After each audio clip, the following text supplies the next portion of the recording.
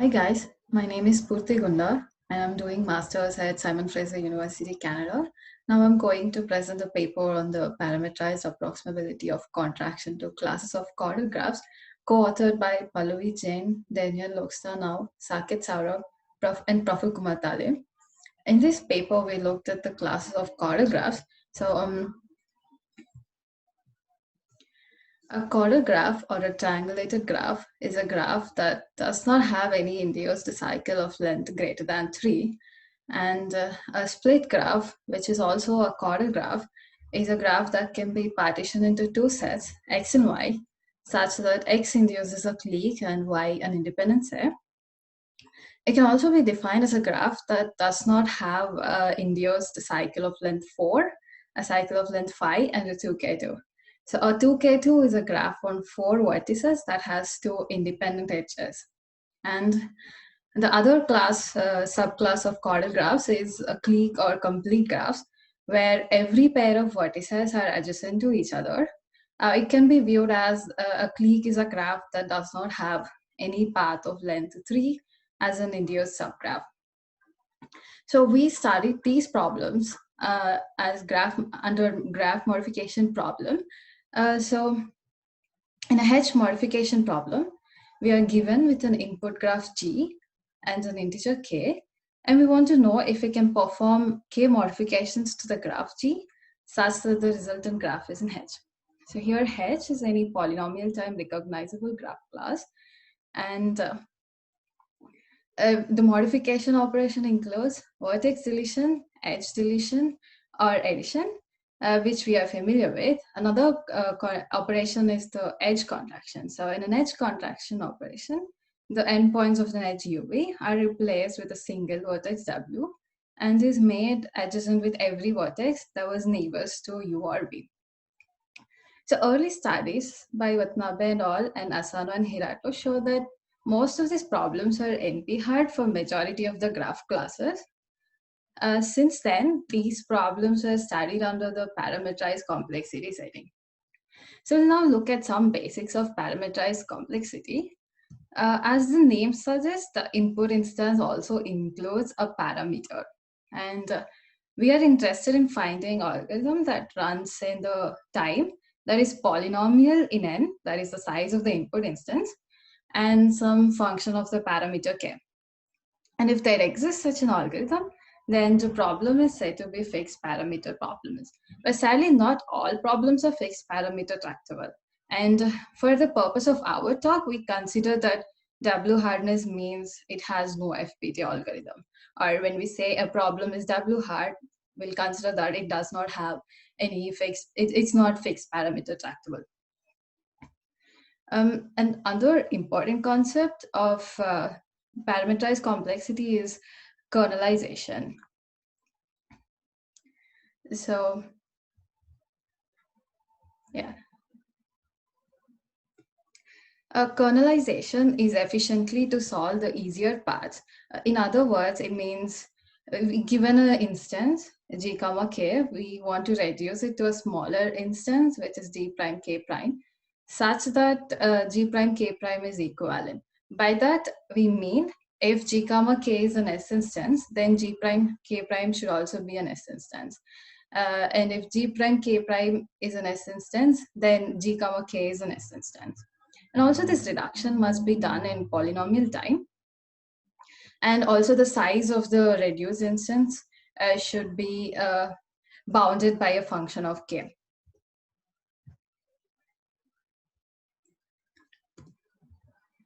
Yeah, and another important, there is a good proposition that states that a problem is fixed parameter tractable if and only if it has a kernel. So once we know that a problem is fixed parameter tractable, then we try to see if we can find a kernel of smaller size. Usually we are looking for kernels of size, polynomial size. And we'll now look at some known results for the graph modification problem. So Kai has proved that if the modification operation is vertex deletion, edge deletion, or addition, then the H modification problem is fixed parameter tractable. if H can be characterized by finite set of forbidden induced subgraphs. For example, we saw split graphs and cliques have finite set of forbidden induced subgraphs. But sadly, we cannot have such nice result in case of edge contraction. So in case of edge contraction, Lokstanov and al. And Kai and Guo independently prove that if a graph class does not have any induced path of length greater than 5 or an induced cycle of length greater than 4, then the graph contraction problem is W hard. So since we saw that the chordal graphs have any cycles of length greater than 4 as its forbidden set of induced subgraphs, it shows that the chordal contraction is also W hard. Then later, Agarwal and all show that if the resultant graph is a class of split graphs, even then the contraction problem is W hard. Also, in case of cliques, Kai and Guo showed that clique contraction is fixed parameter tractable, but sadly does not admit a kernel of polynomial psi. And we were interested to know if these problems have approximate algorithms that run in FPT time. For that, let me introduce you to some notions of parameterized approximation. So in parameterized approximation, we look at the optimization problem. And for this talk, we're only looking at minimization's problem. So if a problem has an optimum solution of size at most k, then the algorithm must return a solution of size alpha k, but it can fail if the size of the optimum solution is greater than k. So I'm looking for some alpha approximate solution, and it can fail if the optimum solution is greater than k. And if there exists such an algorithm that runs in FPT time, then the problem is said to have alpha FPT approximation algorithm. We also have the notion of kernel here. So an alpha lossy kernelization is to reduce the given instance to a smaller instance in polynomial time again. And also the reduced instance should be bounded by some function of k.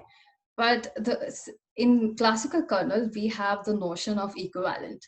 Here, instead of equivalent, we are looking for, but here we can have some lossiness.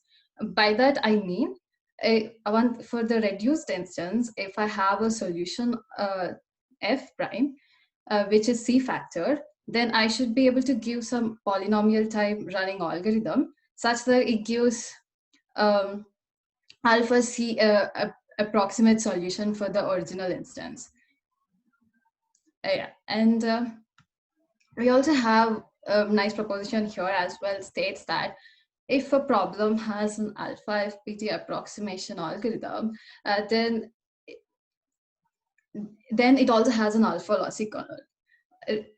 Again, like similarly, also if it has an alpha lossy kernel, then it also has an alpha FPT approximation algorithm. So once if we prove that an algorithm does not have an alpha FPT approximation algorithm, we can rule out the option of the lossy kernel. So we studied the chordal graphs problem, chordal contraction, clique contraction, and split contraction, all these three problems under this setting, and we obtained the following results. So we proved that for any alpha greater than 1, there is a polynomial size alpha lossy kernel for clique contraction problem. For split contraction, we were able to prove the same result for every alpha greater than 2. We couldn't prove this for alpha between 1 and 2, but to complement this result, we did prove that for alpha less than 1.25, split contraction does not have an FPT approximation algorithm under some standard hypothesis. So this rules out the option of alpha lossy kernel for alpha less than 1.25. And then we also showed that for alpha greater than 1, chordal contraction does not have an alpha approximation FPT algorithm. And now we'll briefly look at the proof for Clique contraction. To revise the problem, we want to find a set of edges of size at most k, whose contraction will result in a clique. So the immediate thing is that if the graph is not connected, then it cannot be contracted to a clique. So we assume that it's connected, and we also assume that the size is greater than k plus 3, because otherwise we can return the same instance as the kernel. So, and if the optimum solution is greater than k, remember we can, the algorithm that we give can fail. So in that case, we just return the spanning tree as a solution, because we can just contract all the edges of the spanning tree, which will result in a single vertex, which is also a clique. Another thing is, like, we can also look at the contraction problem as partitioning the vertices of the graph into different sets. So here you can see in the example, so we partition all the vertices such that each partition is a connected set, so that it can be contracted to a single vertex. So these edges, so we can return the solution as all the edges of the spanning tree, and we call each such set as a witness set. So instead of giving the edges as the solution, we can also give the partition, and the edges can be obtained by the union of the edges of its spanning tree. So this is more easier to look at. So we'll be constructing the witness sets in our proof. We can now look at the technicalities. So the first thing is that if G can be contracted to a clique by contracting k edges, then it can also be obtained by deleting 2k vertices, because contracting k edges will affect all the paths of length 3, and the same thing will happen by deleting its end vertices. So that is like removing 2k vertices also, the graph should be converted to a clique. So first we try to check if the graph can be converted to a clique by deleting 2k vertices. For this, we can find a 2 approximate vertex cover for G complement. And let X be the 2 approximate vertex covered. If the size of X is greater than 4k, then it implies that a clique cannot be obtained by deleting at most 2k vertices.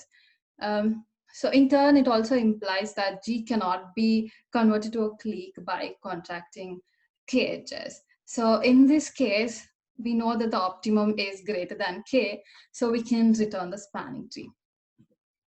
Otherwise, we have a nice partition X and Y, such that X is small, so X is just less than 4k, and Y induces a clique.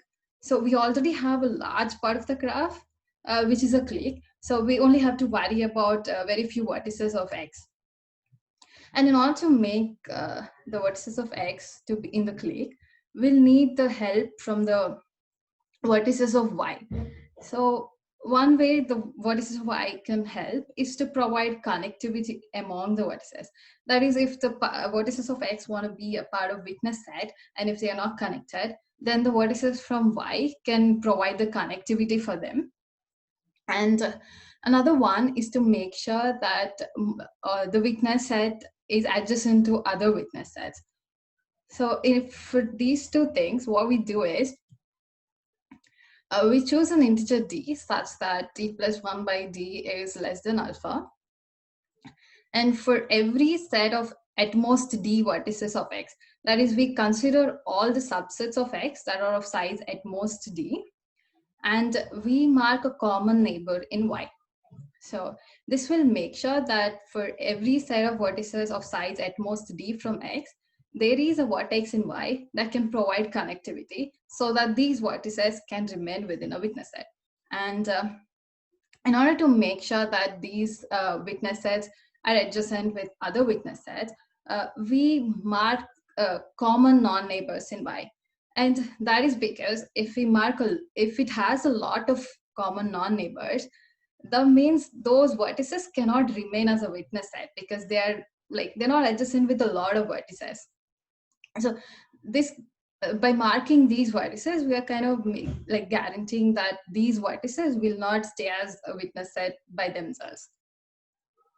So if Y prime will be the unmarked vertices of Y, then we return G minus Y prime as a reduced instance and K.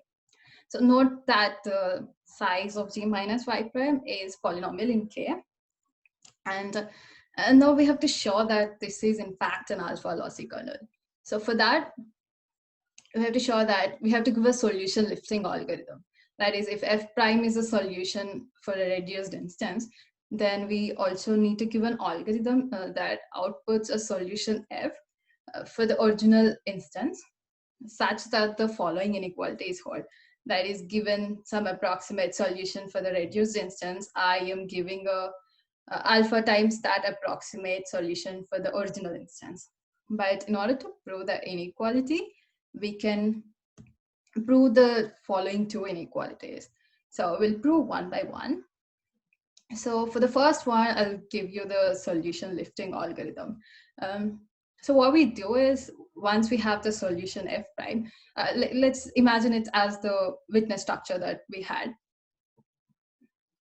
So what we do is, like, for all the unmarked vertices, we just add them as a singleton witness set. So we just add all the vertices back to the graph, and I'm claiming that, and also on top of that, if there is a witness set that has only the vertices of X and is of size greater than D, then we add a vertex from Y minus Y prime to it. So every witness set of size greater than D now has a vertex from Y. Since we are only adding one extra edge for at most D vertices, for more than D vertices, we'll have the following, that the solution F that we constructed will be bounded by alpha times F prime. Now, this is done, but we still have to prove that the new witness structure is a clique. Note that since we added the vertices from Y prime, it's already adjacent with all the vertices from Y minus Y prime because it was inducing a clique. So that part is done. Now we are only have to worry about those witness sets that are of size at most D and that are completely in X. And this is guaranteed because remember we marked 2k plus 1 non-neighbors. And if the vertex that we have added now is a non-neighbor, it implies there were more than 2k plus 1 non-neighbors, and hence we already marked all of them. But since this witness set has a lot of non-neighbors, it cannot remain as a singleton. It cannot remain as a witness set by itself. So this contradicts that the given solution was a clique. So this ensures that all the new vertices that we are added are still adjacent to every witness set that was already present. And now to prove the next inequality. To prove the next inequality, it is we can show that if there is a solution of size k for G, then there is also a solution of size k for G minus Y. This way we can keep deleting one vertex from Y prime, and then we can eventually prove this. So if Y is a singleton witness set, then the witness structure of G minus Y is still a clique because it's not affecting anything else. But if Y is a part of witness set W1, then W1 minus Y will have the same number of connected components as that of neighbors of Y in W1. So because we are deleting Y, all the neighbors that it was adjacent within the witness set are deleted, and hence it forms a few connected components. Now, these connected components might not be adjacent with other witness sets. So to make sure that these are adjacent with other witness sets, we try to combine these witness sets with other witness sets. But for that, we have to ensure that each of these connected components has neighbors. And this is guaranteed because for every because we marked the common neighbors. So for every set of vertices of size at most D, we marked common neighbors, and hence I can ensure that all these connected components have a neighbor. And note that the number of edges that we deleted while deleting the vertex Y is same as the number of new edges that we added. So the inequality will hold. Hence, we prove that Clique contraction has an alpha lossy kernel. So to conclude, edge contraction makes modification problems hard. And in this paper, we studied the subclasses of chordal graphs in the realm of parameterized approximation. And we proved that Clique contraction has lossy kernel for every alpha greater than 1. And for split, we were able to prove this result for alpha greater than 2. We also showed that chordal contraction does not have an alpha approximate FPT algorithm. And split contraction also does not have alpha approximate FPT algorithm if alpha was less than 1.25. So even the closely related graph classes were behaving differently. It would be really interesting if we can have a generalized result that classifies all the contracting problems that admit lossy kernels and that don't. And also in the immediate open problem is to see if we can bridge the gap for split contraction. Thank you.